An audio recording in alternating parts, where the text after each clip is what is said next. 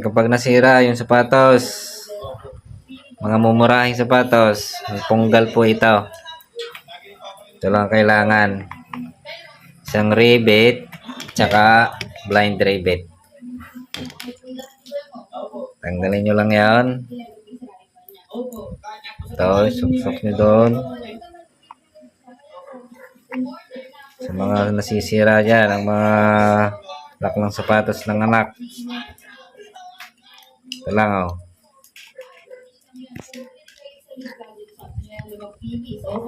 Tapos, saksak nyo doon.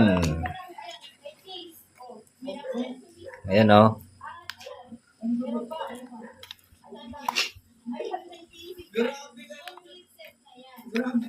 Yan lang, yan.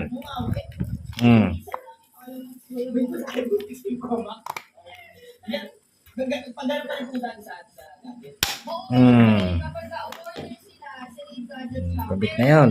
Ayos na.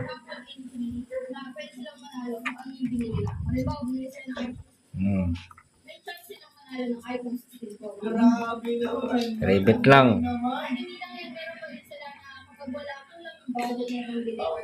Okay.